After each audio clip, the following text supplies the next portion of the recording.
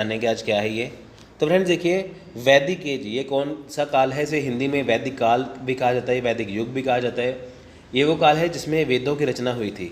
ठीक है फ्रेंड्स, इसे हम दो भागों में बांटते हैं, इसके दो पार्ट्स हैं। पहला है अर्ली वैदिक एज, दूसरा है लेटर वैदिक एज। अर्ली वैदिक एज का जो टाइम पीरियड है वो है 1500 से लेके 1000 BC तक, जिसमें ऋग्वेद की रचना हुई है। लेटर वैदिक एज है उसका जो टाइम पीरियड है उसका है 1000 BC से 600 BC तक।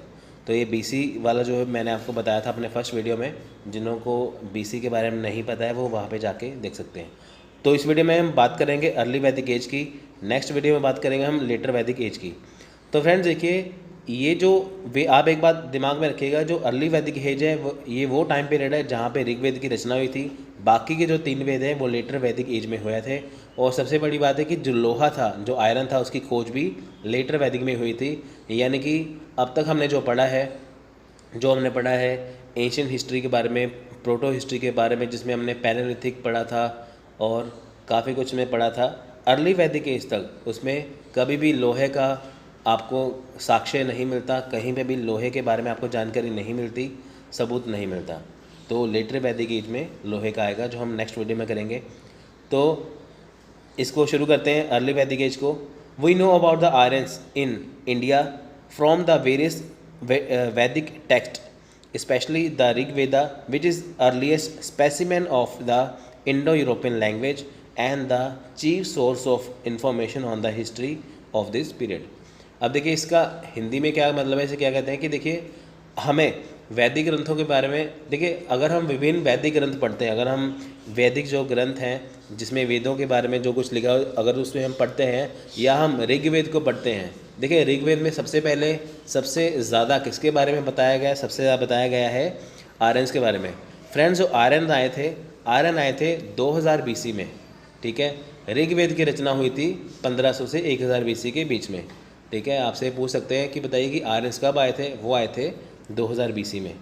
ठीक है, तो देखिए यहाँ पे क्या है कि अगर हम अलग अलग प्रकार के वेदों को पढ़ते हैं, अगर हम ऋग्वेद से भी पढ़ते हैं, ऋग्वेद को भी पढ़ते हैं, तो हमें एक ही बात वहाँ पे जानने को मिलती है कि हमें वहाँ पे आर्यों के बारे में जानने को मिलता है।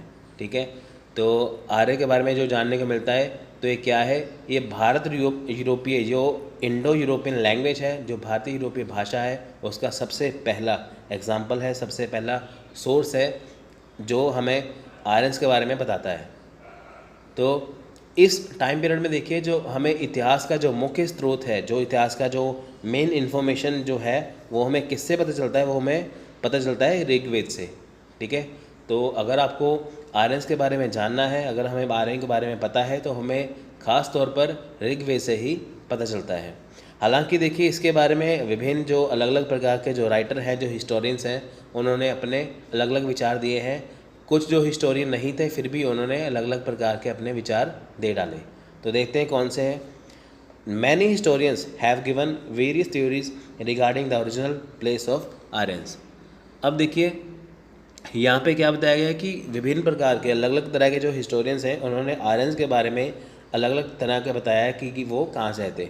देखिए, सबसे पहली बात है कि लोग ये कहते हैं, आपने कई बुक्स भी पढ़ी होगी, वहाँ पे लिखा होता है कि आर्यन्स ने यहाँ पे आक्रमण किया। तो आक्रमण कुछ नहीं था, आर्यन ये नहीं था उन्होंने आके आक्रमण किया था, ऐसा कुछ नहीं था। वो जहाँ से आए थे वो यूरेशिया से आए थे, यानी कि यूरोप और एशिया वाले इलाके से आए थे। तो उन्होंने यहाँ पे आके हमला नहीं किया था, वो यहाँ पे आए, आके धीरे धीरे यहाँ पे बस गए। तो उन्होंने कोई हमला नहीं किया था, कुछ नहीं था, ऐसा नहीं था कि वो आए, उन्होंने आके हमला किया, जाके यहाँ पे उन्होंने कब्जा कर लिया, ऐसा कुछ नहीं था। वो सिर्फ यहाँ पे आए थे सिंपली। तो सिंपली यहाँ पे जब आए तो वो आप आके यहाँ पे रहने लग गए। अब देखिए नेक्स्ट है, however the Central Asian theory given by Max Muller is the most accepted one। अब देखिए, जो मैक्स मुलर का जो सेंट्रल एशियन थ्योरी है, कि मैक्स मुलर ने देखिए कहा था कि जो आर्यन थे वो सेंट्रल एशिया से आए थे, ये सबसे ज़्यादा थ्योरी मानी गई है, is the most accepted one. It state that the Aryans were semi nomadic pastoral people around the Caspian sea in the central Asia. देखिए, मैक्स मुलर का कहना है कि जो आर्यन थे वो मध्य एशिया यानी कि सेंट्रल एशिया से आए थे। ठीक है, और यह भी बताता है कि जो एशिया में जो कैस्पियन सागर है, उसके आसपास के जो खाना बदोश वाले एरिया है, वहाँ के ये देहाती लोग थे। यानी कि ये मैक्स मुलर का कहना है कि ये आर्यन कौन थे, आर्यन वो थे जो कैस्पियन सागर, जो एशिया में जो कैस्पियन सागर है उसके आसपास का जो इलाका है जहाँ पे लोग खानाबदोश लोग हैं। खानाबदोश देखिए लोग वो होते हैं जो एक जगह से दूसरी जगह पे भटकते हैं खाने के लिए, ठीक है। तो उन्होंने कहा था ये लोग वो थे जो भटकते भटकते धीरे धीरे करके इंडिया में आ गए। तो इसको पूरा जानेंगे, ठीक है। यहाँ पे मैंने देखिए आपके लिए यहाँ पे एक फैक्ट्स बना रखे हैं कि आपको ये याद करने बहुत ज़रूरी हैं, ठीक है। ऐसा लेक्चर आपको कहीं नहीं मिलेगा, ऐसे नोट्स कहीं नहीं मिलेंगे, तो आपकी ड्यूटी बनती है कि आप इसे अंत तक पूरा देखें और साथ साथ इसे लिखते जाएं। अगर आपने फ्री में करना है साथ साथ लिखते जाएं, अगर आपके पास ग्रुप ज्वाइन किया आपको PDF मिल जाएगा। तो फैक्ट्स को देखते हैं। देखिए आर्यन, आर्यन का मीनिंग क्या है, पर्सन ऑफ हाई बर्थ, यानी कि उच्च स्तर का व्यक्ति, यानी कि वो व्यक्ति, वो पर्सन जो उच्च कुल में जन्मा हो। तो आर्यन का मीनिंग क्या हुआ, पर्सन ऑफ हाई बर्थ, यानी कि उच्च कुल में जन्मे वाला व्यक्ति, उसे कहते हैं आर्यंस। देखिए आर्यंस का ओरिजिन क्या है, कहाँ से हुआ है। अब जो दयानंद सरस्वती हैं वो कहते हैं कि आर्यन तिब्बत से आए हैं, और AC दास का कहना है कि ये सप्त सिंधु से आए हैं। मैक्स मुलर का कहना है कि ये सेंट्रल एशिया से आए हैं, ये मोस्ट एक्सेप्टेड है। और बाल गंगाधर तिलक कहते हैं कि आर्कटिक वाली जगह से आए थे। तो देखिए जो हिस्टोरियन नहीं थे, अब देखिए ये हिस्टोरियन तो थे नहीं, फिर भी उन्होंने कहा ये वहाँ से आए थे। तो अलग अलग लोगों के अलग अलग विचार थे कहाँ से आए थे।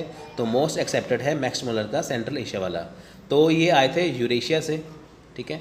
देखिए मोस्ट एक्सेप्टेड है great steps of Eurasia, Eurasia का मतलब है यूरोप और एशिया।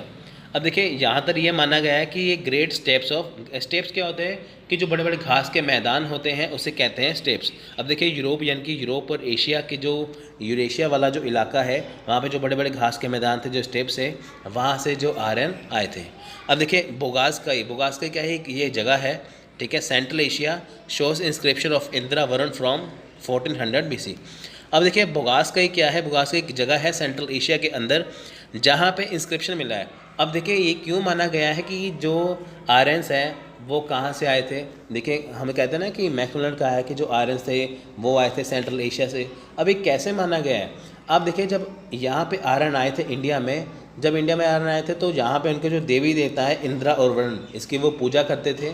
तो ये सेम इंद्रा और वरुण के जो आप ये मान लीजिए जो सबूत हैं, जो उनको मानने के जो वहाँ पे सबूत हैं, वो हमें बोगासकई नाम की जगह पे मिले हैं। यानी कि अगर यहाँ पे आके अगर यहाँ पे देखिए जहाँ पे आके आर्यंस अगर इंद्र और वरुण भगवान की पूजा कर रहे हैं, इसका मतलब है कि बोगासकई नाम स्थान पे अगर इंद्र वरुण की पूजा हो रही है तो यानी कि वही आर्यन यहाँ पे आए थे, ठीक है फ्रेंड्स। आप देखिए कि अगर आप किसी धर्म को मानते हो, अगर आप कोई देश अपना इंडिया छोड़ के अगर आप फॉरेन कंट्री में जाके बस जाओ तो आप अपना धर्म मानना थोड़ी छोड़ोगे, है ना। तो सिंपल से यही बात है कि अगर सेंट्रल एशिया से वो कैसे माना जाता है, अगर आर्यन वहाँ से आए थे, वहाँ पे वो इंदिरा वरुण की पूजा करते थे, यहाँ पे आके इंदिरा वरुण की पूजा की, तो इसे माना गया कि वो सेंट्रल एशिया से आए थे, ठीक है friends. They entered India probably through the Khyber pass around 1500 BC। अब देखिए ये माना गया है कि ये खैबर पास के ज़रिए आए थे 1500 BC से। फ्रेंड्स देखिए ये तकरीबन 2000 BC में आए थे, यहाँ पे 1500 BC लिखा है, वैसे 2000 BC में आ गए थे, ठीक है। पूरी तरह से 1500 BC में आए थे। अब देखिए खैबर पास क्या है, इसे हिंदू कुश माउंटेन कहते हैं। खैबर पास वो इलाका है जहाँ से अफ़गानिस्तान और पाकिस्तान का जो एरिया है, जो बीच का रास्ता है इंडिया आने का, यानी कि एक तरफ अफ़गानिस्तान की पहाड़ी, एक तरफ पाकिस्तान में, तो जो बीच का रास्ता है यानी कि वो रास्ता जो पाकिस्तान से सीधे इंडिया में आता है। यानी कि अगर आप पाकिस्तान के रास्ते भारत में प्रवेश कर रहे हो, इंडिया में आ रहे हो, तो आपको खैबर पास से आना पड़ेगा। तो आर्यन वहाँ से आए थे। The holy book of Iran Zend Avesta indicates entry of Aryans to India via Iran. अब देखिए जो होली बुक है ईरान की, जो देखिए पवित्र पुस्तक है, जो होली पुस्तक है ज़ैंड अवेस्टा, उसमें कहा गया है कि जो आर्यंस है वो इंडिया में आए थे ईरान के ज़रिए, ठीक है फ्रेंड्स। अब देखिए the early Aryans did not have to look roots to Indian subcontinent for the Harappan and had crossed the high passes of Hindu Kush and reached the middle course of the Amu Darya, where they had set up a trading post at Short गई। अब देखिए इसका क्या मतलब है, यहाँ पे क्या है कि अगर हम पहले चरण की बात करें, अगर हम प्रारंभिक आर्यों की बात करें कि वो आर्यन जो सबसे पहले आए थे वो कहाँ पे आए थे। देखिए उन्होंने भारतीय उपमहाद्वीप के लिए उन्हें कोई रास्ता देखना नहीं पड़ा, यानी कि अगर मैं उन्हें इंडिया में आना था, उन्होंने इंडिया आने के लिए कोई रास्ता नहीं देखा था, वो वैसे इंडिया में आ गए थे। अब देखिए हड़प्पा वासी है, हड़प्पा जो जो हड़प्पन लोग थे, जो हड़प्पा वासी जो यहाँ पे रहते थे, उन्होंने क्या किया, जो हिंदू कुश के जो ऊंचे दर्रे थे, जो ऊंचे ऊंचे उनके पासेस थे, उनको पार किया। ठीक है, यानी कि कहने का ये मतलब है जो आर्यन पहले आए थे उन्होंने रास्ता नहीं देखा, जो हड़प्पा वासी थे उन्होंने क्या किया कि जो ऊंचे ऊंचे जो पासेस थे उनको पार किया। ठीक है, ये खैबर पास की बात हो रही है। ठीक है, हिंदू कुश पर्वत की बात हो रही है, जहाँ पे वो रास्ते हैं उनको पार किया। फिर उसके बाद उन्होंने अमू दरिया, जो अमू जो देखिए दरिया है, उसको उसका जो मिडल वाला पार्ट है, ठीक है, वहाँ पे पहुँचे। उसके बाद उन्होंने शॉर्ट कई जो है वहाँ पे एक व्यापारिक चौकी स्थापित की। यानी कि कहने का ये मतलब है जब भारत में जब आर्यन आ रहे थे तब हड़प्पा वासी जो थे, जो आर्यन थे, जो इंडिया में आए थे, जो हड़प्पा वासी यहाँ पे रहते थे, आर्यन को रास्ता पता नहीं था इंडिया का, जबकि जो हड़प्पा वासी थे उनको रास्ता पता था। उन्होंने हिंदू कुश के दर्रे पार किए, फिर वो उन्होंने अम्मो दरिया का जो पार किया, फिर वहाँ पे उनको मध्य में उन्होंने एक शॉर्टगंज नामक स्थान पे क्या किया, एक व्यापारिक चौकी बना ली। यानी कि इंडिया में पूरी तरह से एंटर होने से पहले वहाँ पे उन्होंने रहने से पहले व्यापार स्थापित कर लिया। ठीक है, ये हड़प्पन की बात हो रही है, जबकि आर्यन का ऐसा नहीं था। In the Rigvedic period the nobles were advised to eat from the same vessel as the ways for success. अब देखिए ऋग्वैदिक काल में बात करें, ये बात कौन सी ऋग्वैदिक काल की। ठीक है, इसमें क्या है कि अगर जो नॉबल्स थे, नॉबल्स होते हैं कुलीन, अगर उनको नॉबल्स को देखिए सफलता हासिल करनी, सक्सेस पानी थी, तो उन्हें एक ही बर्तन में खाने की सलाह दी जाती थी। ठीक है, आप देखिए जो इस टाइम पे जो आर्मी है हमारी, जो इंडियन आर्मी है, वहाँ पे भी उनको एक ही बर्तन में खाने के लिए कहते हैं। ठीक है, पहले भी ऐसा था। अगर यहाँ पे देखिए ऋग्वैदिक काल में ऐसा लिखा गया है, ऐसा माना गया है कि जो नॉबल्स थे उनको एक ही बर्तन में खाने की सलाह दी जाती थी। क्यों? क्योंकि इससे वो जल्दी सफलता ले सकते हैं। अब देखिए ऐसा है कि कहते हैं कि जिसकी ज़रूरतें कम है, ठीक है, वो जल्दी बंदा सक्सेस होता है। ऐसे ही है। देखिए अगर आप ज़्यादा बर्तन लेके चलोगे, सब कुछ लेके चलोगे, तो वज़न उठाना पड़ेगा काफ़ी। ठीक है, एक ही बर्तन में खाने की सलाह ये है कि वो जल्दी से एक स्थान से दूसरे स्थान पर जा सकते हैं। ठीक है, तो ऐसा यहाँ पे माना गया है। Metal came to be known as ayas and iron as कृष्णास। अब देखिए जो मेटल है, ठीक है, जो धातु है, जो मेटल है, उसे अयास कहते थे, और जो आयरन है उसे कृष्णास कहते थे, ब्लैक मेटल। अब देखिए यहाँ पे मैंने लोहे की बात की है, पर लोहा जो है उसकी खोज हुई थी लेटर वैदिक पीरियड में। ठीक है, जबकि हम यहाँ पे बात कर रहे हैं अर्ली वैदिक पीरियड की। ठीक है फ्रेंड्स, तो यहाँ पे एक लाइन आई है कि जो आयरन है उसे कृष्णास कहते हैं, यानी कि ब्लैक मेटल। तो आपको एक क्वेश्चन एग्जाम में पूछ सकते हैं, बताइए कि ब्लैक मेटल किसे कहते हैं, लोहे को या कृष्णास जो है। सिंपल ऐसे क्वेश्चन मुझे बताइए कि जो ऋग्वैदिक है, जो ऋग्वैदिक काल है, जो ऋग्वैदिक काल है उसमें लोहे को किस नाम से जाना गया है, या कृष्णास को क्या कहा जाता है, तो उसे लोहा ही कहा जाता है। ठीक है, द वैदिक text may be divided into 2 broad chronological strata. अब देखिए जो वैदिक पीरियड है उसे 2 भागों में बांटा गया है, द अर्ली वैदिक एंड द लेटर वैदिक। देखिए मैंने यहाँ पे पहले आपको ऊपर बता दिया था, यहाँ पे इंट्रोडक्शन में मैं आपको फिर से बता रहा हूँ कि जो वैदिक पीरियड से 2 भागों में बांटा गया है, अर्ली वैदिक और लेटर वैदिक। ठीक है, अर्ली वैदिक कौन सा टाइम है जब ऋग्वेद की रचना हुई थी, और लेटर वैदिक कौन सा है जिसमें अन्य वेदों की, यानी कि जो बाकी के जो 3 वेद हैं, यजुर्वेद, सामवेद और अथर्ववेद, उसकी रचना हुई थी। अब देखिए हम यहाँ से हम स्टार्ट करेंगे, पहले हमारा इंट्रोडक्शन वाला पार्ट था, यहाँ से हम स्टार्ट करेंगे पूरी तरह से अर्ली वैदिक और ऋग्वैदिक पीरियड, जो कि 1500 से 1000 BC के बीच में था। अब देखिए सोर्सेज की बात करें, यहाँ पे मैंने कुछ पॉइंट हाईलाइट कर रखे हैं कि ताकि आपके दिमाग में एकदम से ही आए, कि ताकि आपको ये याद रहे। देखिए यहाँ पे क्या था, all knowledge of Aryans from Vedas specially Rigveda. देखिए जितनी भी हमें आर्यंस के बारे में सारी नॉलेज मिलती है वो कहाँ से मिलती है, ऋग्वेद से मिलती है। लैंग्वेज कौन सी थी इनकी, संस्कृत। अब देखिए दुनिया में सबसे पहली इस्तेमाल होने वाली भाषा कौन सी है, वो संस्कृत भाषा ही है। दुनिया की पहली भाषा कौन सी थी, संस्कृत। अब देखिए इनकी जो ऋग्वेद की लैंग्वेज कौन सी है, संस्कृत है। Upanishad and later 3 Vedas 1000 BC to 500 BC, यानी कि देखिए जो ये 1000 BC से 500 BC, ये कौन से कितने साल है, 500 साल है। यानी कि पहले जो 500 साल थे, 1501 से 1000 के बीच में, उसमें ऋग्वेद की रचना है। आगे के जो 500 साल है, 1000 से 500 के बीच, उसमें उपनिषद और 3 वेदों की रचना हुई है। उपनिषदों की कितनी संख्या है? 108। उपनिषद का मीनिंग क्या है? अब देखिए उपनिषद का मीनिंग क्या है? To sit near one someone, यानी कि किसी के पास बैठकर सुनना। अब देखिए उपनिषदों में क्या है? उपनिषदों वेदों पुराणों में तो भगवानों के बारे में लिखा है, गॉड्स के बारे में लिखा हुआ है, पर उपनिषदों में क्या लिखा हुआ है? उपनिषदों में ऋषियों के बारे में लिखा है कि जो ऋषियों की बातें हैं कि इस ऋषि ने ये कहा था, इस ऋषि ने वो कहा था, वो सारी जो चीज़ें हैं वो उपनिषद में लिखी गई है। उपनिषद का मतलब है टू सिट नियर समवन, यानी कि इसका क्या मतलब है कि जब हम किसी के पास बैठ के किसी की बातों को सुनते हैं, वो किस में दर्ज है? वो उपनिषद में दर्ज है। तो इसका यही मीनिंग है। नेक्स्ट है सत्यमेव जयते। सत्यमेव जयते लिया गया है मुंडक उपनिषद। और नेक्स्ट है पुराण। हमारे टोटल 18 पुराण हैं जो हिस्ट्री से, फिलॉसफी से, कॉस्मोलॉजी से, जनरल से संबंधित है। अब देखिए हिस्ट्री का मतलब है इतिहास, फिलॉसफी का मतलब है दार्शनिक, और कॉस्मोलॉजी का क्या मतलब है? कॉस्मोलॉजी को हिंदी में कहते हैं ब्रह्मांड विज्ञान, यानी कि इसमें क्या है कि ग्रहों की चाल बताई गई है कि ग्रहों की चाल कैसी है, वो कैसे इंसान को इफेक्ट करती है, ये कॉस्मोलॉजी में है जो पुराणों के अंदर दर्ज है। और जेनोलॉजिस्ट का मतलब है वंशावली, यानी कि इसमें ये बताया, ये किसी परिवार की भी हो सकती है या वैसे भी हो सकती है। ये बताते हैं कि पहले ये वंश आया, बाद में दूसरा वंश आया, यानी कि पीढ़ी दर पीढ़ी जो जो राजा आते गए उनके बारे में जेनोलॉजिस्ट में। अब देखिए यहाँ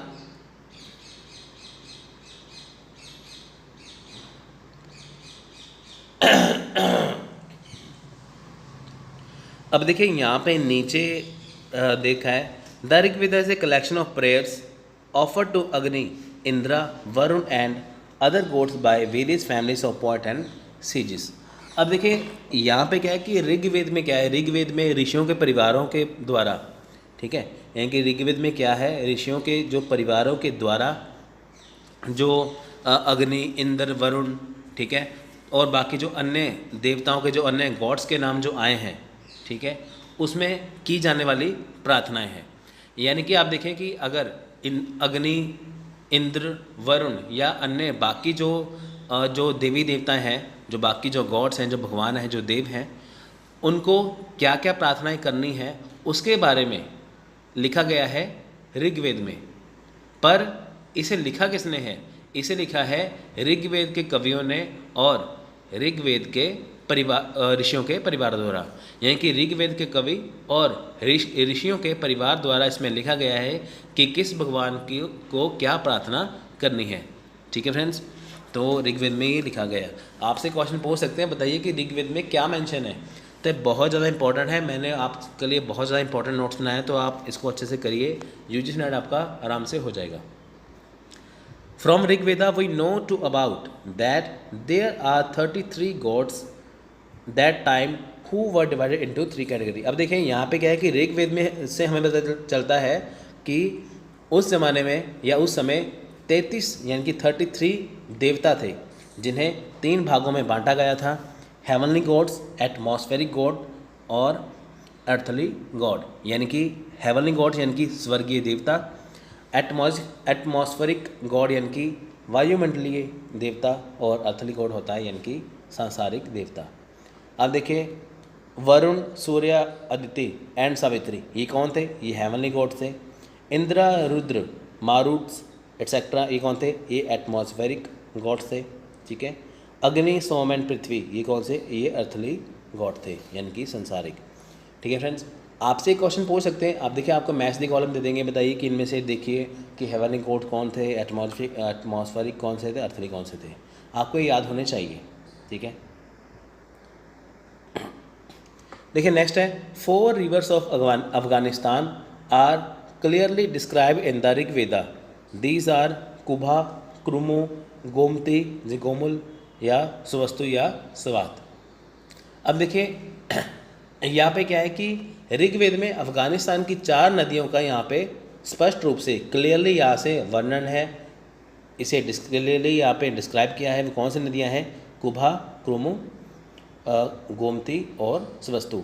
आपसे क्वेश्चन पूछ सकते हैं, बताइए कि ऋग्वेद में इनमें से अफगानिस्तान से कौन सी एक नदी फेमस है। ठीक है, आपको एक क्वेश्चन आएगा। देखिए एग्जाम में बारीकी से क्वेश्चन, हम कहते हैं ना बहुत बाहर से क्वेश्चन आ गए, बारीकी से ऐसा कुछ नहीं है, ऐसे ही क्वेश्चन वहाँ पे बनते हैं, बस आपको पढ़ने में सही होना चाहिए। आप उसको अच्छे से पढ़िए। ये क्वेश्चन ये बनेगा एग्जाम में, आप इसको अच्छे से कर सकते हैं। ये 4 नदियाँ बहुत इंपॉर्टेंट है। Since the Aryans came through the mountains which were considered the dwelling place of their gods, these are repeatedly mention in the Rigveda. यानी कि देखिए, क्योंकि देखिए यह माना जाता है कि जो आर्य थे वो पहाड़ों से आए थे, ठीक है, पहाड़ों के रास्ते से आए थे, जिन्हें उनके देवताओं का स्थान माना जाता है। इनका उल्लेख हमें ऋग्वेद में बार बार किया है। अब देखिए ये कहा गया था, जो आर्य आए थे, जो आर्यंस आए थे, वो कहाँ से थे? वो पहाड़ों से आए थे, ठीक है। तो जहाँ पे उनके जो देवी देवता है, जिनको वो मानते हैं, भगवान मानते हैं, वो वहाँ पे रहते हैं पहाड़ों में। तो जिसे बार बार ऋग्वेद में कहा गया है। ऋग्वेद में यही कहा गया है कि जो आर्य थे वो पहाड़ों से आए थे, उनके देवता भी वहीं रहते थे। तो ये सब कुछ था इसमें, ठीक है।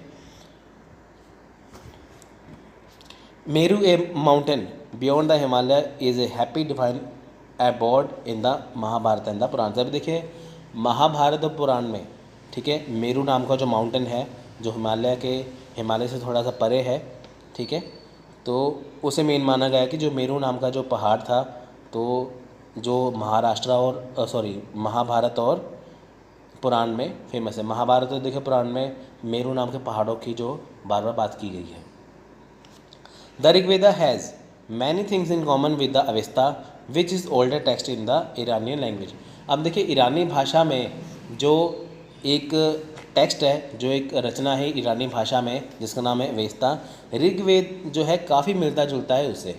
यानी कि ऋग्वेद की बात करें, ऋग्वेद की जो रचना है उसकी जो सारी जो मतलब कि जो उसमें अंदर दर्ज है ऋग्वेद में, वो तकरीबन ईरानी भाषा के अवेस्ता से मिलता है।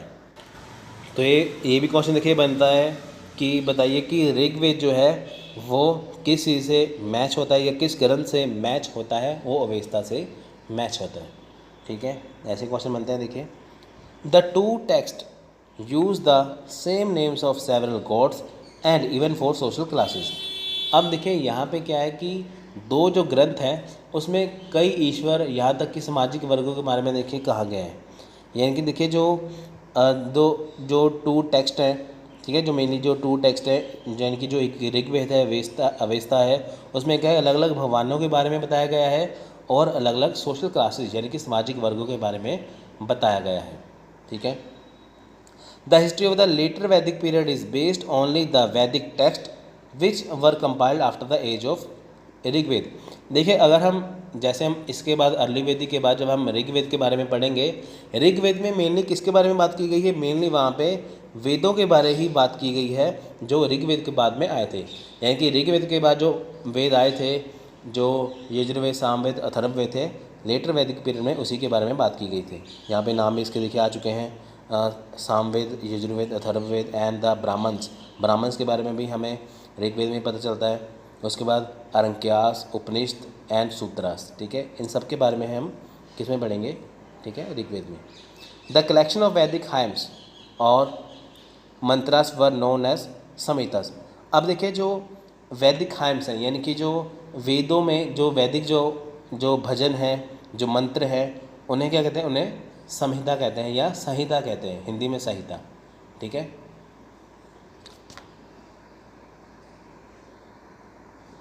For purpose of singing, the prayers of Rig Veda were set to tune, and this modified collection was known as Samved Samhita।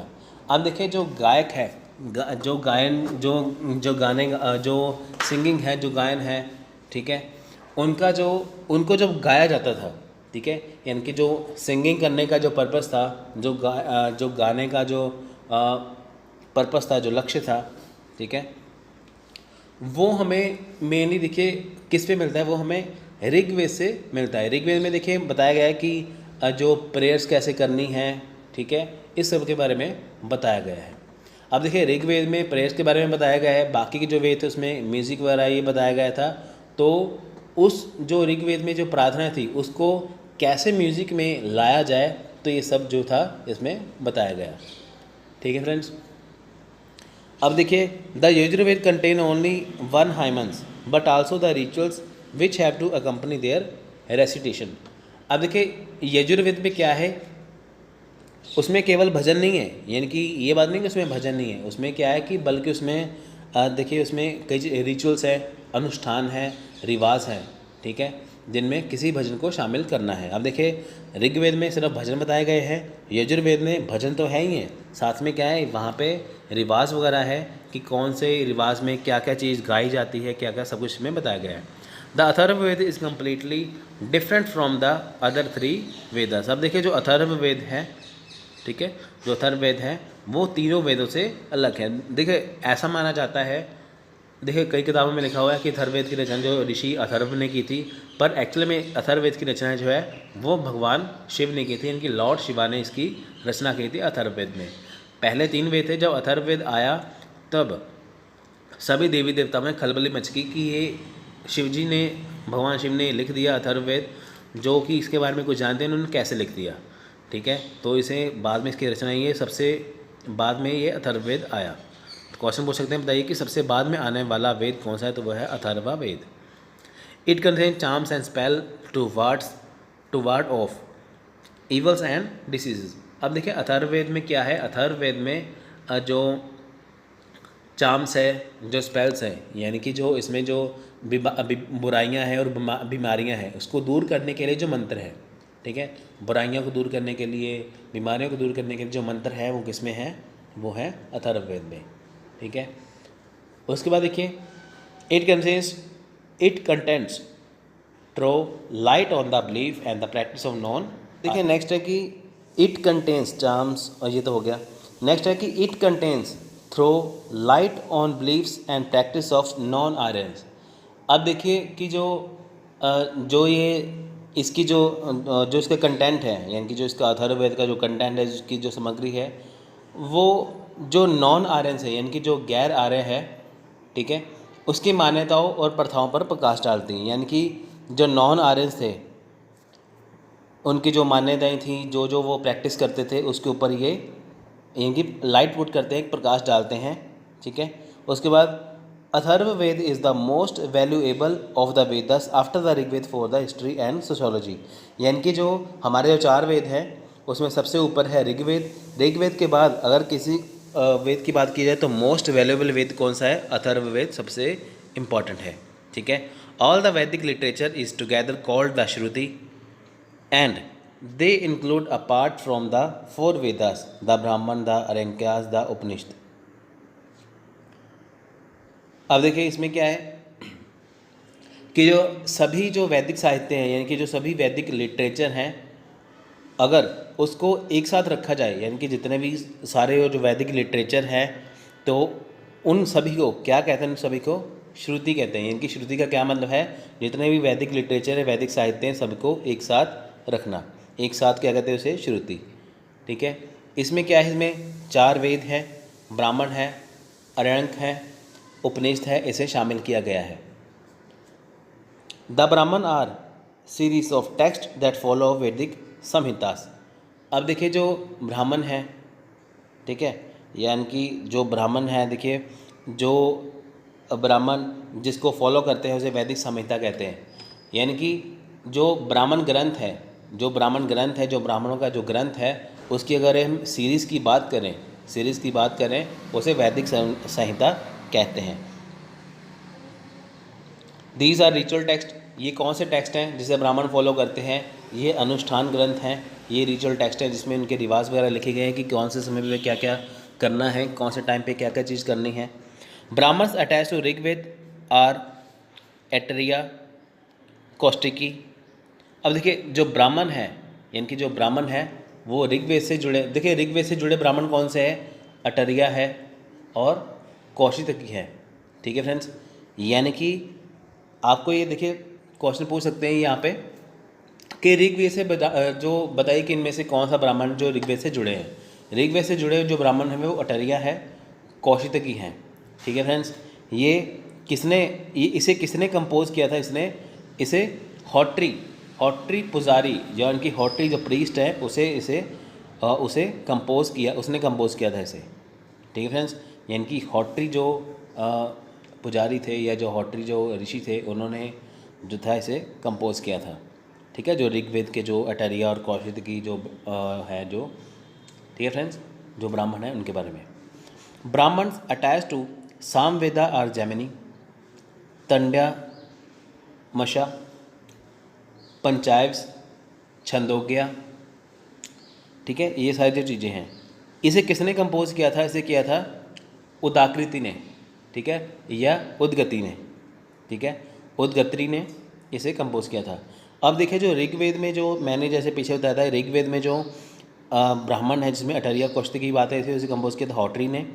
अब जो ब्राह्मण जो अटैच है, यानी कि जो सामवेद से जुड़े जो हैं, ऋग्वेद की बात तो हमने कर ली, अब सामवेद से जुड़े जो ब्राह्मण है, जैमिनी है, तांड्यमशा है, पंचविश है, छांदोग्य है, ठीक है, इसे किसने कंपोज किया है? इसे किया है उदगति ने।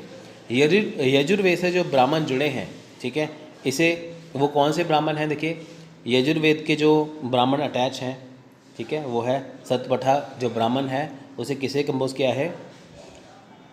अधवरयु ने, ठीक है, या आदिवरयु भी कह सकते हैं, ठीक है, अधवरयु या आदिवरयु से कह देते हैं कई बार। और अथर्व से जो जुड़े ब्राह्मण हैं वो गोपथ ब्राह्मण हैं। आप देखिए फ्रेंड्स, ये बहुत ज़्यादा इंपॉर्टेंट है, बहुत ज़्यादा मोस्ट इंपॉर्टेंट है, एग्ज़ाम में से पक्का क्वेश्चन यहाँ पे आएगा। एग्जामिनर हमेशा यही कहता है कि ऐसा क्वेश्चन पूछा जाए जिसमें स्टूडेंट फंस जाए, तो आपका फंसना कहीं नहीं है, आप इसको अच्छे से करिए, जो चीज़ नहीं आती बार बार करिए, ठीक है। अब देखें यहाँ पे चारों की बात हुई है कि जो ऋग्वेद है वो अटरिया कौशिकी है, उसे हॉटरी ने किया है, जो सामवेद है उसे उदगति ने किया है, यजुर्वेद वाला अध्वर्यु ने किया है, ठीक है, तो अथर्ववेद से जुड़े जो ब्राह्मण है वो गोपथ ब्राह्मण है, तो बहुत ज़्यादा इंपॉर्टेंट है। नेक्स्ट है the Brahmana throw light on the social political life of the Aryans and form of sort of explanation of their religion specially sacrifice. अब देखिए जो ब्राह्मण है, जो ब्राह्मण है उसके अगर हम सामाजिक राजनीति यानी कि सोशल और पॉलिटिकल लाइफ की बात करें, ठीक है, आर्यन, ठीक है, अगर हम ब्राह्मण आर्य की बात करें, उनका जो सोशल और पॉलिटिकल लाइफ था, ठीक है, उनमें एक ख़ास चीज़ें क्या थी, उसमें जो रिलीजन था, उनका धर्म, उनका जो विशेष रूप से अगर हम बात करें तो जो उनका बलिदान था उसकी व्याख्या करते हैं, ठीक है।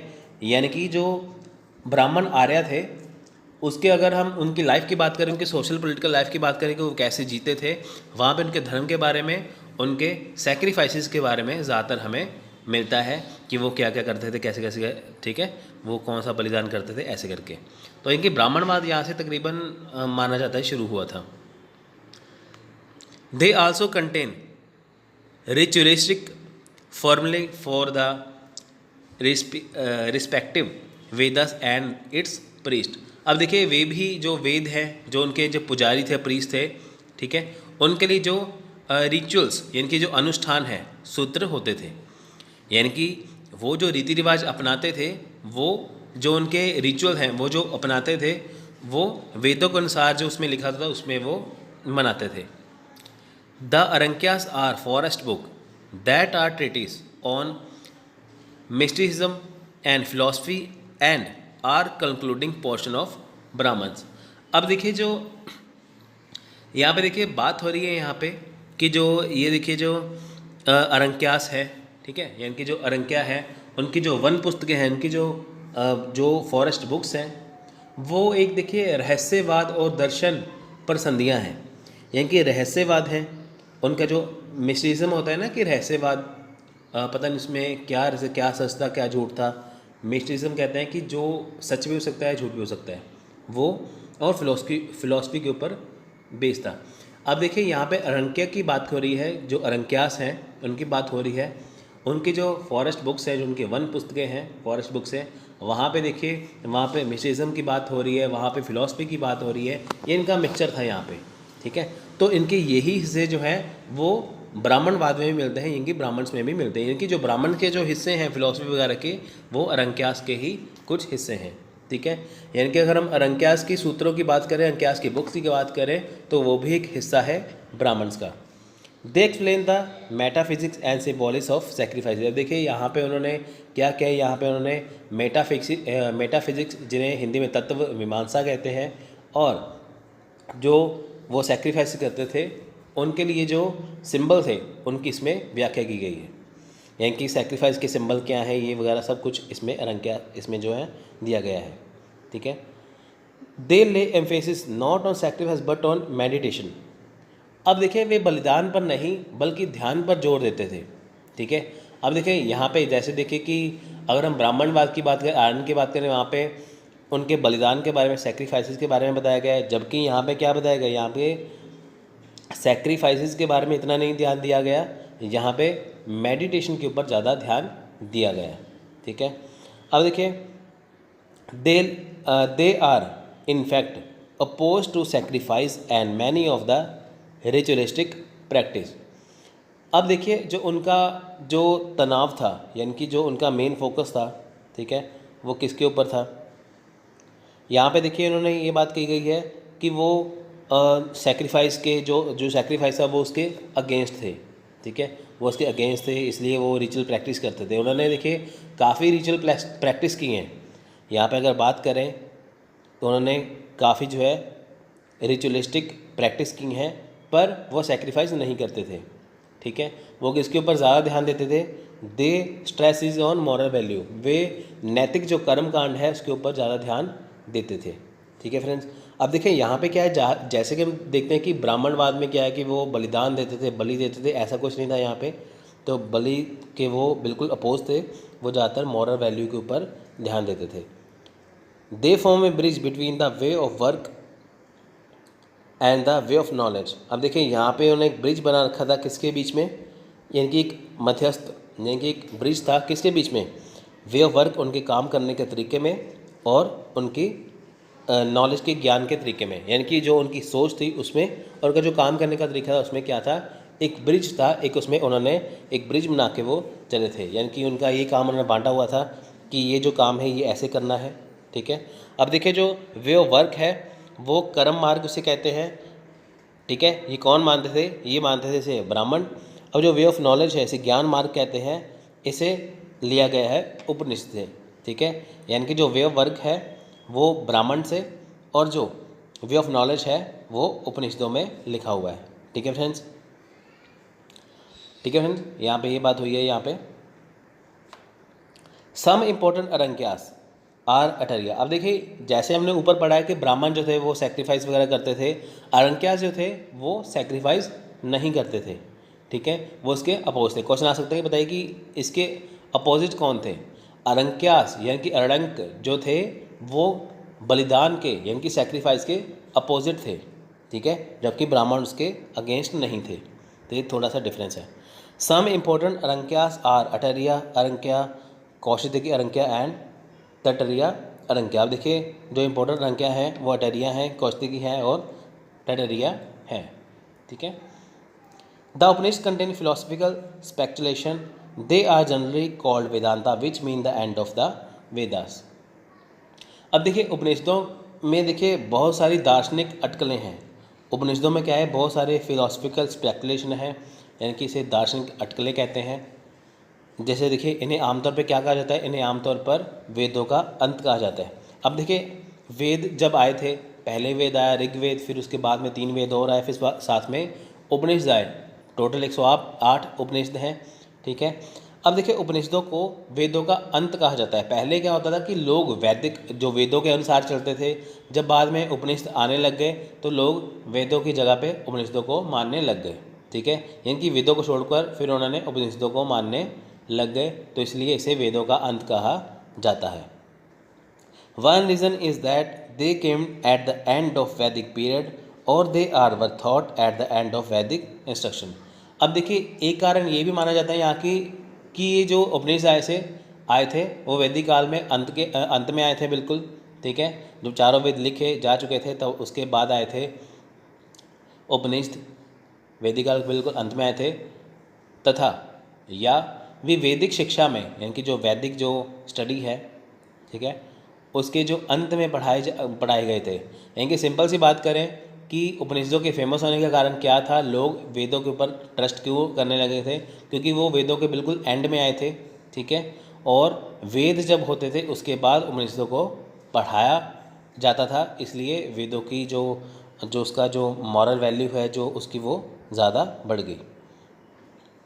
These texts were compiled around 600 BC and criticized the ritual and the late stand on the value of rites belief knowledge. अब देखिए ये जो उपनिषद हैं ये लगभग 600 BC के आसपास लिखे गए, और ये जो कट्टर जो होते हैं ना रिचुअल्स जो रिवाज होते हैं ये उनके खिलाफ थे।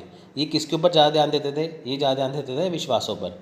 ये नहीं कहते थे कि वेदों में जो लिखा गया है इसके ऊपर जो कट्टर रूप से जो वहाँ पे आपको अनुष्ठान करने के लिए दिए गए जो रिचुअल्स, जो बड़े मुश्किल से जो रिचुअल्स होते थे, जो रिवाज होते थे, जो अनुष्ठान होते थे, उसे किया जाए, ये इसकी बजाय राइट बिलीफ पर और राइट नॉलेज पर विश्वास रखते थे। यानी कि जो चीज़ सही है उसके ऊपर भी ये ज़्यादा ध्यान देते थे। ये सोचते थे कि जो ज्ञान का मूल्य, जो नॉलेज वैल्यू है, जो बिलीफ वैल्यू है, उसके ऊपर ज़्यादा ध्यान दिया जाए।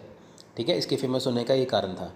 दे emphasise that the knowledge of the self and the atma should be acquired and the relation of atma and the brahma should properly understood।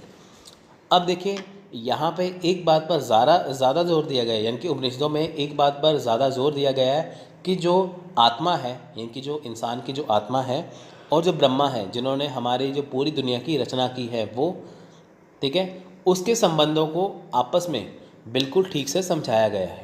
ठीक है, यानी कि क्लियरली डिफाइन किया गया है जो आत्मा है, जो परमात्मा है, यानी कि जो आत्मा है, जो ब्रह्मा है, उनका आपस में संबंध क्या है, आपस में रिलेशनशिप क्या है, उसे क्लियरली यहाँ पे अच्छी तरह से डिफाइन किया गया है। इसी तरह से इसलिए ये ज़्यादा फेमस होने का कारण है। अब देखिए हमारे जो 10 जो उपनिषद हैं, वैसे टोटल 18 उपनिषद हैं, हम 10 उपनिषद यहाँ पे देखते हैं। ठीक है, ईशोपनिषद, केनोपनिषद, कठोपनिषद, पाशोपनिषद, मुंडकोपनिषद, कौशिकोपनिषद, तत्त्वयोपनिषद, छांदोग्योपनिषद तथा या एंड बृहदारण्यकोपनिषद। ठीक है, तो ये थोड़े से नाम थोड़े से मुश्किल हैं, पर आप इसको अगर देखोगे तो हो जाएंगे। तो फ्रेंड्स, आपकी एक ड्यूटी बनती है कि जो मैंने हाईलाइट पॉइंट कर रखे हैं इस पूरे वीडियो में, आप उसे किसी एक जगह पे लिख लीजिए। उससे ये होगा कि जो आपके ये खुद से नोट्स बनेंगे अलग से, आप एक कॉपी लगा लीजिए कि देखिए मैं एंशिएंट से लेके मॉडर्न तक जो आपको पूरा कंप्लीट सिलेबस कराऊंगा, उसमें जो मैं हाईलाइट पॉइंट मैं करता हूँ आप उसको साथ साथ लिखते जाइए। उसमें क्या है कि आपके एक अच्छे से जो एक खुद के नोट्स बन जाएंगे इंपॉर्टेंट पॉइंट्स के, कि जब आप एग्ज़ाम से उसे 2 या 3 दिन पहले या 1 हफ्ता पहले ही पढ़ोगे तो आपको पूरा सिलेबस करना नहीं पड़ेगा, सिर्फ इंपॉर्टेंट पॉइंट पढ़ोगे, आपकी तैयारी अच्छे से हो जाएगी। ठीक है, क्योंकि देखिए सिलेबस बहुत ज़्यादा है, मॉडर्न तक हमें जाना है, तो आप इसे करोगे हाईलाइटेड पॉइंट को, तो आपकी तैयारी देखना कितनी अच्छी हो जाएगी। These are commentaries append to the Arenques and deal mainly with philosophy and religion। अब देखिए ये जो यहाँ पे देखिए क्या गया है, ये जो अर्यांक से जुड़ी जो यहाँ पे टिप्पणियाँ हैं, यानी कि कमेंट्री से अर्यांक से जुड़ी हुई, इसमें क्या है, ये जो 10 के 10 जो उपनिषद हैं ये अर्यांक है, उससे ये जुड़े कमेंट्रीज हैं। ठीक है, और ये मेनली किसके ऊपर, ठीक है, मेनली ये किसके ऊपर डील करते हैं, ये फिलॉसफी यानी कि दर्शन शास्त्र और धर्म के ऊपर यानी कि रिलीजन के ऊपर डील करते हैं। यानी कि ये किससे जुड़ी हैं, ये अर्यांक से जुड़ी टिप्पणियां हैं, ये अर्यांक से जुड़ी कमेंट्रीज हैं, और ये मेनली फिलॉसफी और रिलीजन से डील करते हैं। क्वेश्चन आएगा आपको एग्जाम में, पूछ सकते हैं, देखिए कि जो उपनिषद हैं वो मेनली किससे डील करते हैं, फिलॉसफी एंड रिलीजन से। ठीक है, the Smriti are the auxiliary treatise of the Vedas और देयर सप्लीमेंट्स। अब देखिए यहाँ पे क्या है कि जो स्मृति है वो वेदों या उनके पूरक के सहायक ग्रंथ हैं, यानी कि जो स्मृतियाँ हैं, ठीक है, वो सप्लीमेंट है किसका। ठीक है, अब देखिए जो वेद, जो स्मृति वेद हैं, जो स्मृति हैं वो वेदों, ठीक है, अब देखिए जो स्मृतियाँ हैं, ये सारी जो स्मृतियाँ हैं ये जो वेदों का सप्लीमेंट्स हैं। ठीक है फ्रेंड्स, यानी कि वेदों का अंत होते होते हम पहुँचे उपनिषदों पे। उपनिषद जो थे वो बहुत ज़्यादा फेमस हो चुके थे। It refers to that literature that has been passed on from one generation to other. अब देखिए जो लिटरेचर था, यानी कि जो इसमें जो लिखा गया था उपनिषदों में, ये एक पीढ़ी से दूसरी पीढ़ी में क्या था, ये पहुंचाया गया। ठीक है, नेक्स्ट है Manusmriti written by Manu is the oldest of all Smriti. अब देखिए मनु स्मृति थी सबसे पुरानी स्मृति थी। अब फ्रेंड्स देखिए होता क्या है, मैं आपको बात बताता हूँ। हमारे पास कई तरह की स्मृतियाँ हैं, मनु स्मृति है, ठीक है, ये फेमस बहुत ही। देखिए आज के ज़माने में हर एक देश के पास क्या है, हर एक कंट्री के पास क्या अपना अपना कॉन्स्टिट्यूशन है, यानी कि अपना अपना संविधान है। पर पहले क्या था, देखिए कोई देश नहीं था, कोई कॉन्स्टिट्यूशन नहीं था, पर चलाया कैसे जाता था। अब देखिए वहाँ पे उस ज़माने में कि चोरी हो जाए, कि कुछ हो जाए, अपराध हो जाए, है ना, क्राइम तो होता ही था। तो उसके लिए कौन सी सज़ा दी जाती थी, वो मनुस्मृति के अंदर लिखा हुआ था। यानी कि किसको कौन सी सज़ा देनी है, तो वो मनुस्मृति के अंदर लिखा हुआ था। मनुस्मृति एक तरह से लॉ बुक थी जिसे लोगों ने फॉलो किया। लगभग इसे 1000 साल तक लोगों ने फॉलो किया, ठीक है, मनुस्मृति को। The Puranas are 18 in number, of which the Bhagavata Purana and the Vishnu Purana are the most important. अब देखिए पुराणों की संख्या कितनी है, पुराणों की संख्या है 18, ठीक है, जिसमें से मेन फेमस कौन सा है, भगवत पुराण और विष्णु पुराण। फ्रेंड्स देखिए हमारे पुराण है 18, उपनिषद है 108 और हमारे जो वेद हैं 4। आपको ये बहुत ज़रूरी है याद होना कि बहुत ज़्यादा इम्पोर्टेंट है। भागवत पुराण और विष्णु पुराण सबसे ज़्यादा इम्पोर्टेंट है इसमें, ठीक है। अब देखिए बात करते हैं जियोग्राफिकल स्प्रेड की कि जो वैदिक टाइम था वो कहाँ से कहाँ तक था। The early Aryan settle in eastern Afghanistan, modern Pakistan, Punjab and parts of east western UP. अब देखिए जो अर्ली आर्यन यानी कि जो प्रारंभिक आर्य यानी कि जो सबसे पहले जो आर्यन यहाँ पे आए थे इंडिया में, वो सबसे पहले अफ़गानिस्तान के ईस्ट यानी कि पूर्वी अफ़गानिस्तान में, फिर जो आज का मॉडर्न पाकिस्तान है वहाँ पे, और जो पंजाब है यहाँ, यानी कि यहाँ के पंजाब की बात हो रही है इंडिया की, और जो पश्चिमी यूपी यानी कि जो वेस्टर्न यूपी है यहाँ पे रहते। एग्ज़ाम में क्वेश्चन कैसे पूछते हैं कि बताइए आर्यन इनमें से पहले कहाँ पे नहीं आए थे। तो नहीं का क्या मतलब हुआ कि आपको ये सारा ही याद करना पड़ेगा। अगर आपको ये याद हुआ तो आप नहीं का आंसर दे पाओगे, ठीक है। ऐसे क्वेश्चन पूछ लेते हैं वहाँ पे।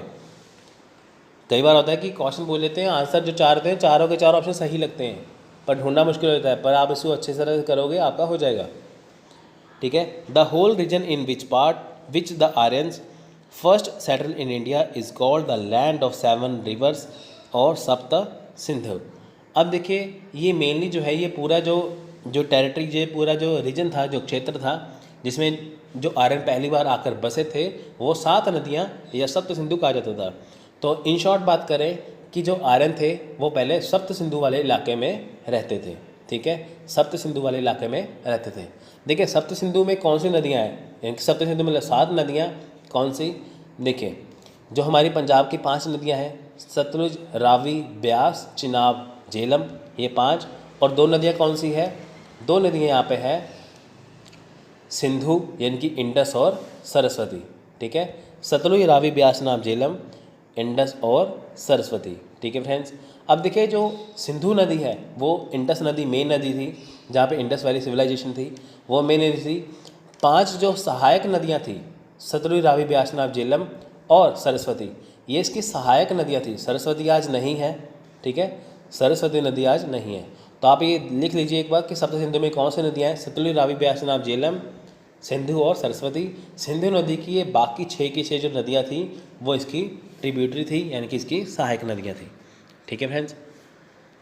सहायक नदियाँ का मतलब होता है कि जिस मेन नदी में, जैसे सिंधु नदी, उस मेन नदी में बाकी नदियों का पानी आके उसमें मिक्स हो जाए, ठीक है, वो होती है सहायक नदी। तो क्वेश्चन पूछ सकते हैं आपको। नेक्स्ट है पॉलिटिकल ऑर्गेनाइजेशन। अब देखिए उनका राजनीतिक संगठन कैसा था। देखिए हम इसमें पूरी चर्चा करेंगे, जोग्राफिकल, पॉलिटिकल, इकोनॉमिक्स वगैरह सब कुछ, ठीक है। The political organisation was of monarchial form, the tribe was known as jana and is king as rajan. अब देखिए जो इसका राजनीतिक संगठन था, जो इसका पॉलिटिकल ऑर्गेनाइजेशन था, वो पूरी तरह से राजतंत्रीय था, यानी कि मोनार्कियल था, मोनार्कियल फॉर्म में था, ठीक है। जिसमें ट्राइब्स थे यानी कि जो जनजाति थी उनको इसमें जन कहा जाता था। देखिए जनपद की बात यहाँ पे नहीं हो रही है, जनपद बहुत बाद में आता है, यहाँ पे जन की बात हो रही है। यानी कि जो ट्राइब था उसे जन कहा जाता था, और जो इसका ट्राइब का जो मुखिया था उसे राजा को या उसे राजन कहा जाता था, ठीक है। यानी कि जनजाति को, ट्राइब को यहाँ पे जन और किंग को यहाँ पे राजन कहा जाता था। He was a leader in the battle and the protector of the tribe. अब देखिए वो बैटल यानी कि लड़ाई का वो नेता होता था, ठीक है, लड़ाई का वो लीडर होता था राजन, और वो अपने कबीले की रक्षा करता था, ठीक है। His office was not hereditary and was selected among the clan man. अब देखिए जो मान लीजिए कि एक राजा बन गया, ठीक है, कि राजन बन गया, अब ये नहीं है कि उसके मरने के बाद उसका बेटा आ गया था, ऐसा नहीं था। यहाँ पे कुछ भी यहाँ पे वंशानुगत नहीं था, कुछ भी हेरिडेटरी नहीं था। ये जो राजा था, जो राजन था, वो कबीले के लोगों द्वारा चुना जाता था। क्लैन का मतलब क्या है? कबीला, ठीक है। क्लैंस में लिखना है, क्लैन का मतलब होता है कबीला, इनकी उस कबीले के लोग अपने में से किसी एक राजा को चुन लेते थे, ठीक है। तो ये हेरिडेटरी बिल्कुल नहीं था। The Rajan was not an absolute monarch for the government of the tribe was in the part of responsibility of the tribal council like Sabhas, Samiti, Gana and विधाता। अब देखिए जो राजन था, ठीक है, यानी कि जो राजन था वो एक पूरी तरह से सम्राट नहीं था, पूरी तरह से वो मोनार्क नहीं था, क्योंकि देखिए इसमें क्या था, जो जनजाति थी यानी कि जो ट्राइब्स थे, उनकी जो गवर्नमेंट थी, उनकी वो गवर्नमेंट जो सरकार थी वो कैसी थी? वो आदिवासी जैसी थी, ठीक है। जैसे सभा है, समिति है, ठीक है। यहाँ तक कि देखिए इसमें जो वुमेन्स थी उन्होंने भी गण और विधाता में भाग लिया, यानी कि जो वुमेन्स थी वो भी इसमें भाग लेते थे। यहाँ पे देखिए जो वुमेन्स हैं उनकी जो दशा थी, उनका जो हाल था वो काफ़ी अच्छा था, बुरा नहीं था बिल्कुल भी, ठीक है। उनका सभी तरह की आज़ादी थी, ठीक है। Even women attend gun and विधाता ओनली, ठीक है। जो वुमेन थी, जो महिलाएं थी, वो सिर्फ किसमें? गण और विधाता में भाग लेते थे। मैनी क्लैंस फॉर्म है ट्राइबल। देखिए कई जो क्लैन थे, जब कई कुल थे, जो कई कबीले थे, उन्होंने एक जनजाति बना ली, ठीक है। कई कबीले निकल के आए।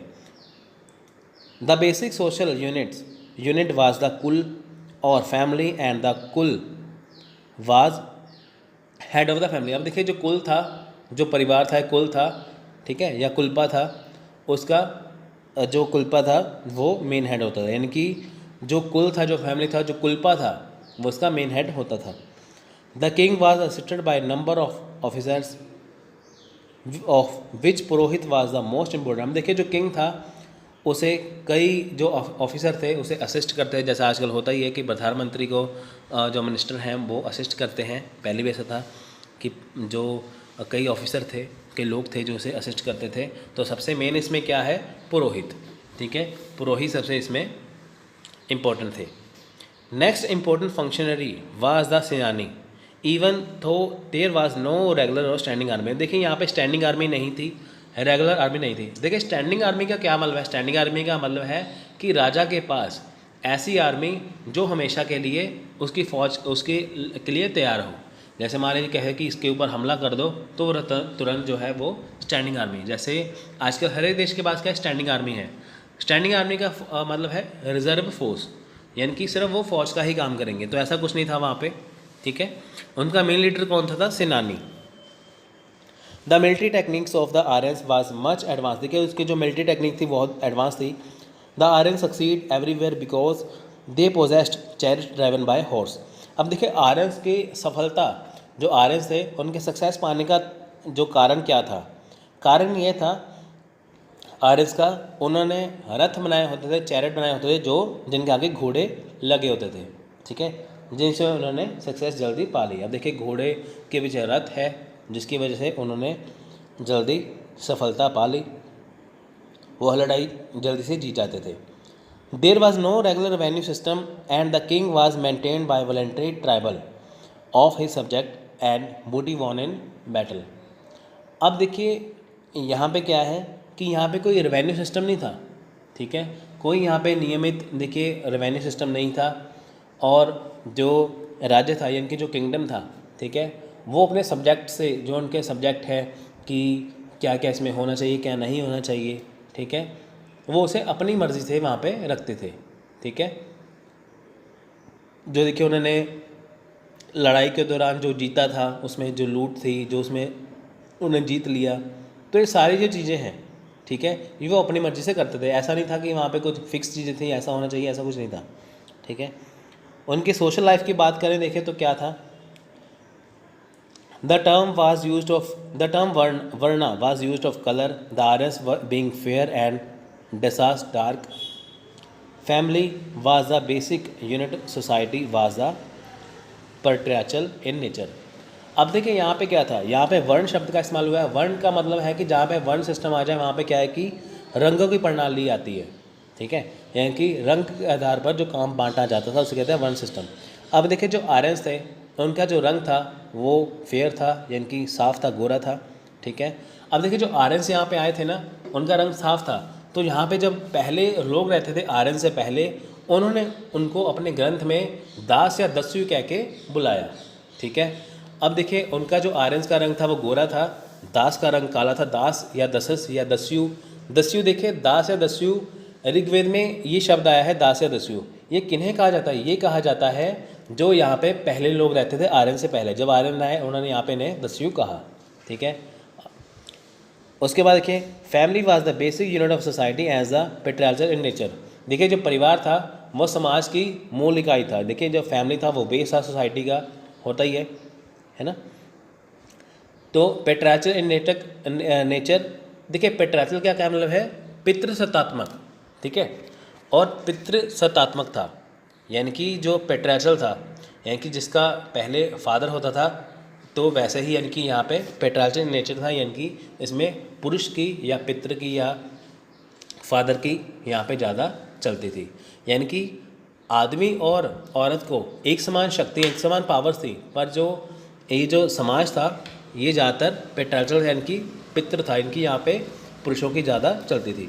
What women enjoy equal power with man, marriage was usually monogamous and indissoluble, but there are a few instance of polyandry, levirate and widow remarriage.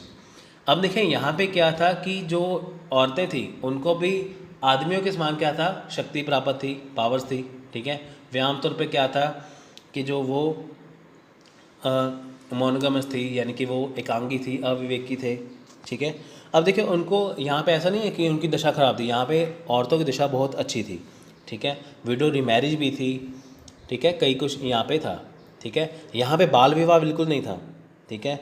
यहाँ पे देखिए कोई भी यहाँ पे चाइल्ड मैरिज नहीं थी, और यहाँ पे विडो रीमैरिज थी, अगर कोई विधवा हो जाए तो वो दोबारा शादी कर सकती थी। अब देखिए the marriageable age seems to be have 16 or 17. Both dowry and bride prices were recognized during the early Vedic period. अब देखिए यहाँ पे क्या था कि जो शादी की जो उम्र थी, जो मैरिज की उम्र थी, वो 16 से 17 साल की यहाँ पे होती थी, ठीक है। अब देखिए अर्ली वैदिक पीरियड की बात करें, यहाँ पे दहेज और दुल्हन को क्या था, कीमती वस्तुओं को दी जाती थी, ठीक है। वैदिक काल में देखिए क्या था, वैदिक पीरियड में क्या था, दहेज और दुल्हन की कीमत को मान्यता दी गई थी, ठीक है। यानी कि दहेज प्रथा, जो डॉरी सिस्टम था, वो यहाँ से चला था, ठीक है। The word Arya came to refer to any person who was respected.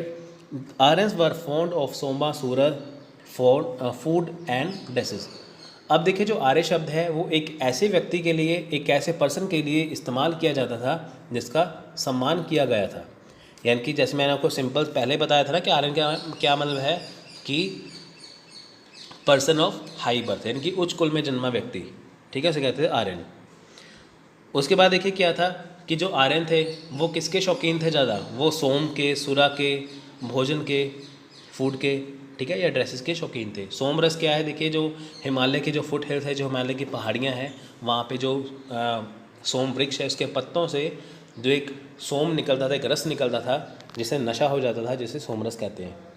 Som was drunk at sacrifice and it use was sanctified by religion. Sura was purely secular and more potent and was disapproved by the priestly poet. अब देखिए जो सोम था वो कब इस्तेमाल किया जाता था, बलिदान पर, ठीक है। सोम से क्या था, एक नशा हो जाता था। इसे धर्म में देखिए इसका जो पवित्र माना गया है, इनकी जो सोम रस है इसे धर्म में भी पवित्र माना गया है। सोम से ही आजकल जो है वो जो शराब है वो बनी है, ठीक है, धर्म में से पवित्र माना गया है। देखिए जो सुरा था, ठीक है, जो सूरा था वो बिल्कुल अगर हम बात करें उसकी तो उसे अच्छा नहीं माना गया, ठीक है। और जो सूरा, ठीक है, सूरा की बात हो गई, जो पुरोहित थे उस टाइम के, ठीक है, उसे द्वारा अस्वीकृत किया गया। देखिए यहाँ पे क्या था, जो सोम था उसे धार्मिक मान्यता मिली, सूरा को नहीं मिली। सिंपल सी यहाँ पे ये बात है। Throughout the Vedic period, education was imparted orally. Unlike the Harappans, the Aryan do not seem have to system of writing. अब देखिए वैदिक काल के दौरान क्या था, जो शिक्षा थी, जो यहाँ पे एजुकेशन थी वो ऑरली थी, यानी कि मौखिक रूप से थी, ठीक है, ऑरली एजुकेशन थी यहाँ पे, ठीक है। हड़प्पा वासियों के विपरीत बात करें, हड़प्पन्स के विपरीत अगर हम उसके बात करें तो आर्य के पास लिखने के लिए कोई प्रणाली नहीं थी, ठीक है। हड़प्पा वासी की अगर हम विपरीत बात करें, उसकी उलट बात करें तो यहाँ पे आर्य के पास लिखने के लिए कोई प्रणाली थी नहीं, कोई कुछ नहीं था लिखने के लिए, ठीक है। तो इनकी जो एजुकेशन थी वो ऑरली थी। The Aryans loved music and played the lewd and harp. अब देखिए जो आर्यंस थे वो म्यूज़िक को प्यार करते थे, म्यूज़िक उन्हें पसंद था, वो फ्लूट बजाते थे, ठीक है। उसके बाद देयर आर रेफरेंस ऑफ और rare reference to singing and dancing girls, ठीक है। जो उनका रेफरेंस था वो गाना गाने में और नृत्य करने वाली लड़कियों के संदर्भ में था। पीपल आल्सो डिलाइटेड इन गैम्बलिंग। अब देखिए जो लोग थे वो जुए से भी खुश थे, ठीक है। दे एंजॉयड चैरिट रेसिंग, वो रथ दौड़ करते थे, चैरिट रेसिंग करते थे, ठीक है। उसके बाद both man and women are ornaments, आदमी और औरत के दोनों के गहने अलग अलग होते थे, ठीक है। सो नेक्स्ट आ गया हमारा इकोनॉमी। इनकी इकोनॉमी कैसी थी? अब देखिए there bronze smiths were highly skilled and produce tools and weapon much superior to those और हड़प्पा कल्चर। अब देखिए जो इनके जो देखिए जो इनके जो मैं यहाँ पे बात करूँ, जो हथियार थे, जो इनके हथियार थे वो अत्यधिक कुशल थे, वो अत्यधिक अच्छे थे, ठीक है, हड़प्पा संस्कृति के लोगों से। यानी कि जो ये हथियारों का इस्तेमाल करते थे वो कई ज़्यादा बेहतर थे। अब देखिए यहाँ पे क्या था, there were artisan like carpenters, weaver, cobbler, potters etcetera. यहाँ पे क्या था, कारपेंटर थे, ठीक है, वीवर्स थे, कॉबलर थे, पॉटर थे, इनकी यहाँ पे बढ़ई थे, बुनकर थे, मोची थे, कुम्हार थे आदि, ऐसे कई कारीगर थे यहाँ पे जो अपना अपना काम करते थे, ठीक है। उसके बाद Arya followed a mix economy, pastoral and agriculture in which cattle played a predominant part. अब देखिए जो आर्यंस थे उन्होंने मिक्स्ड इकोनॉमी, इनकी मिश्रित अर्थव्यवस्था यहाँ पे अपनाई, ठीक है। उसमें क्या आता था, उसमें देखिए पेस्टोरल लाइफ है, एग्रीकल्चर लाइफ है, इसमें ये दोनों चीज़ें आती हैं। अब देखिए इसमें क्या है कि उनका जो टाइम था, उस टाइम पे क्या था, पैसे वगैरह नहीं थे, उस टाइम पे क्या था कि जो जिनके पास मवेशी थे, यानी कि जिनके पास जो जानवर होते थे वो सबसे ज़्यादा इम्पोर्टेंट था।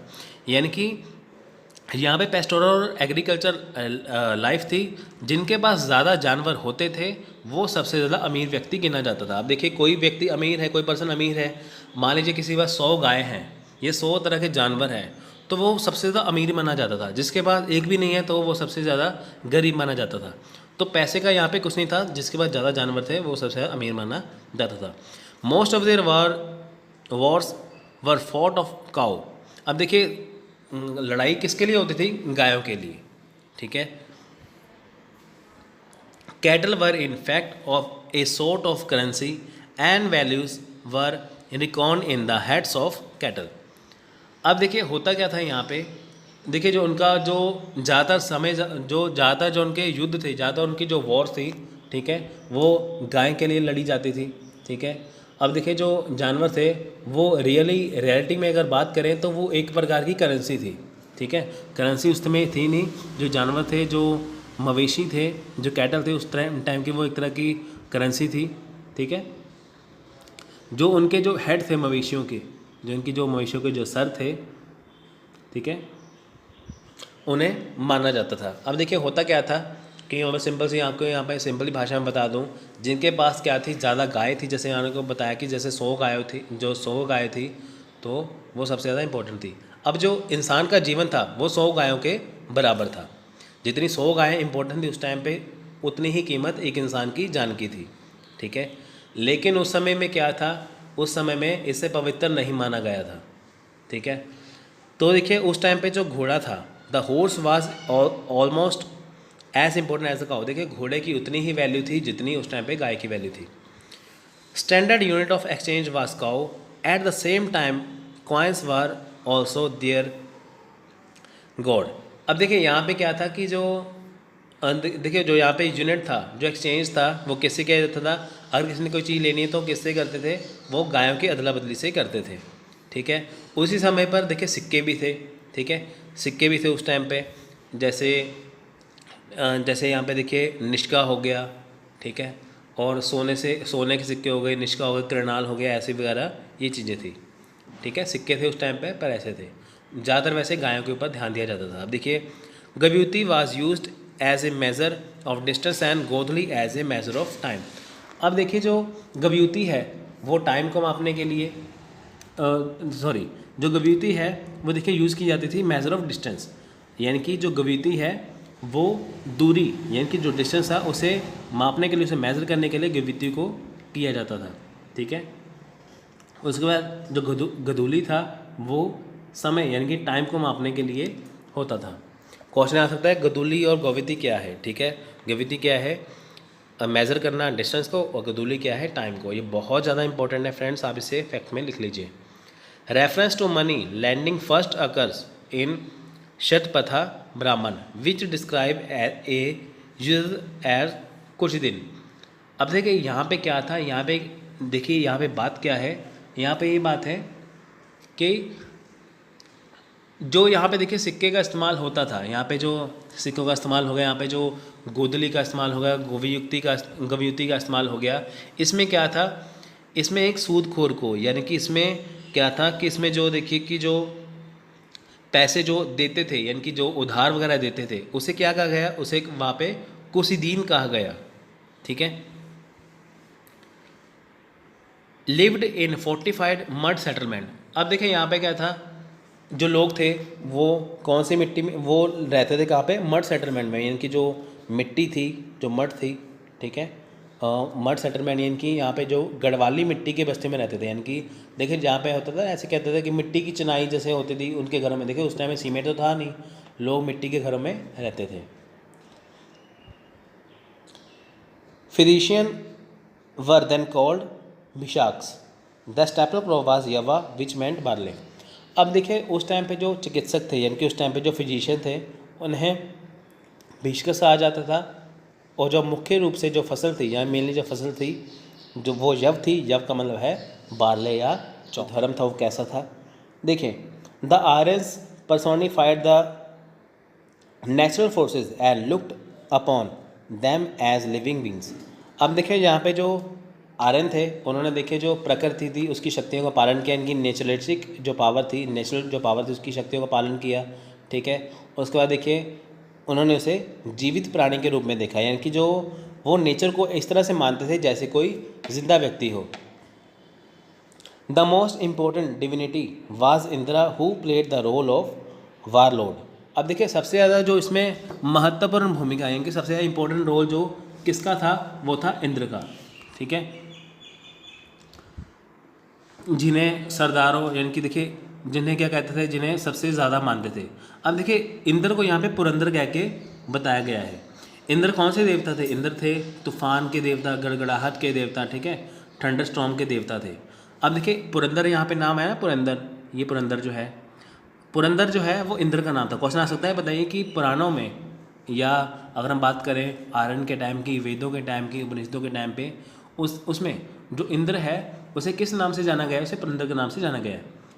The second position was held by अग्नि। देखिए सेकंड पोजीशन किसकी थी? अग्नि थी। पहले सबसे ऊपर कौन था? इंद्र, उसके बाद अग्नि, ठीक है।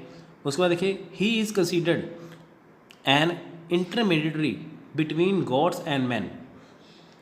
अब देखिए उन्होंने देवताओं और पुरुषों के बीच में एक मध्यस्थ यानी कि एक जो इंटरमीडिएट जो स्थापित किया था, ठीक है। यानी कि जो अग्निदेव थे, जो इंद्रदेव थे, वो कौन से देवता थे? जो भगवानों के बीच में यानी कि जो इंटरमीडिएट थे, ठीक है, जिन्हें हम देव कहते हैं। देखिए इंसान और भगवान के बीच में क्या है? देव हैं। Varun occupied in the third position. जो वरुण थे वो तीसरे नंबर पे थे, यानी कि पहले पे इंद्र, दूसरे पे अग्नि, तीसरे पे वरुण। ठीक है, आपको एग्जाम में पूछ सकते हैं, बताइए सिस्टमेटिक रूप में लिखिए। ठीक है, इंद्र, अग्नि और वरुण, यानी कि IAV। उसके बाद ही personified water and was supposed to uphold the natural order. अब देखिए क्या था यहाँ पे कि जो पानी का जो इंसान इस्तेमाल करते थे वो प्राकृतिक अवस्था में, इनकी नेचुरल जो तरीका था उसमें बनाए रखने वाला था। इंसान जब देखिए पानी का जो इस्तेमाल करता था वो उसे सोचता था कि वो वैसे ही उसे बना रहने दे। He was ethically the highest of all Vedic gods. अब देखिए वो नैतिक रूप से क्या था, सभी जो ऋग वैदिक देवता थे सब में सर्वोच्च थे, सबसे ऊंचे थे। ठीक है, अगर हम एथिकली रूप से बात देखें, नैतिक रूप से बात देखें तो सभी जो ऋग वैदिक देवता थे सबसे ऊंचा क्या था, नेचर था। Soma was considered to be the god of plants. Some female deities are also mention like Aditi and Usha who represent the appearance of dawn. अब देखिए यहाँ पे क्या था कि जो सोम जो था वो पौधा था, वो देवता के रूप में माना जाता था। ठीक है, तो कुछ महिलाएं थी, कुछ जो थी उन जो कुछ महिलाएं थी, कुछ वुमेन थी। ठीक है, उनके देवता का भी उल्लेख यहाँ पे होता है, जैसे अदिति है, उषा है। ठीक है, तो वो थी। ठीक है फ्रेंड्स, यानी कि यहाँ पे सिर्फ आदमी जो थे वो देवता की पूजा नहीं थी, यहाँ पे जो अदिति थी, उषा थी, उनकी पूजा भी होती थी। देखिए नेक्स्ट है यहाँ पे did not believe in erecting temples और आइडल वर्शिप। यहाँ पे क्या था, मूर्ति पूजा या मंदिरों में कोई विश्वास नहीं था। उस टाइम पे कोई मंदिर नहीं था, ना कि मूर्ति पूजा थी। Worship in open air through yajan, ये देखिए यज्ञ के द्वारा, यानी कि जो यज्ञों के द्वारा क्या था, पूजा की जाती थी, वर्शिप की जाती थी। ठीक है, Aryas did not worship animal only gods in man form. देखिए जो आर्यस थे वो जानवरों की पूजा नहीं करते थे। ठीक है, तो वो सिर्फ भगवान की पूजा करते थे, वो भी इंसानी रूप में, जानवरों की पूजा नहीं करते थे। ठीक है, क्वेश्चन आ सकता है। The Ashvamedha sacrifice conclude with the sacrifice of 21 sterilised cows from Brihadaranyaka Upanishad we get the first exposition of the doctrine of transmigration of soul. अब देखिए जो अश्वमेध यज्ञ है, पहली बात देखिए जो अश्वमेध जो यज्ञ था होता क्या था, ऐसा होता है जैसे यज्ञ कराया जाता था तो जो राजा था वो अपने घोड़े छोड़ देता था। घोड़े जिस जगह पे जाके रुकते थे, तो जहाँ से घोड़ों ने चलना स्टार्ट किया, जिस जगह पे जाके रुके हैं उतनी जगह जो है वो राजा की हो जाती थी। जो अश्वमेध देखिए जो यज्ञ था वो 21 जो गायें हैं, जो बांझ गायें हैं, यानी कि जो जिनसे आगे और गाय पैदा नहीं हो सकती, उनकी बलि से होता था।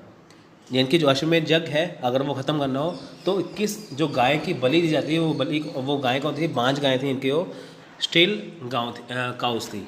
ठीक है, अब देखिए उसमें देखिए बृहद्रण्यके जो उपनिषद है उससे हमें क्या पता चलता है, उससे हमें ये पता चलता है कि जो आत्मा जो है, ठीक है, जो आत्मा का पारगमन है, यानी कि जैसे जिससे आत्मा निकलती है उसके बारे में पता चलता है। यानी कि इससे पता चलता है कि जो आत्मा है वो कहाँ जाती है। ठीक है, तो ये था आज का लेक्चर। तो फ्रेंड्स ये लेक्चर काफ़ी लंबा हो चुका है, तो फिर भी आप एक बात देखिए, लेक्चर लंबा तो हो गया है पर आप इसमें कुछ पार्ट्स में देख सकते हैं, क्योंकि इसमें मैंने आपको अर्ली वैदिक पीरियड पूरा करवा दिया है। सो फ्रेंड्स अगर आप हमारा व्हाट्सएप और टेलीग्राम ग्रुप ज्वाइन करना चाहते हैं तो डिस्क्रिप्शन बॉक्स में दिए गए नंबर पे आप हमें कॉन्टैक्ट कर सकते हैं। मिलते हैं अगली वीडियो में, तब तक के लिए धन्यवाद, थैंक यू, जय हिंद, जय भारत।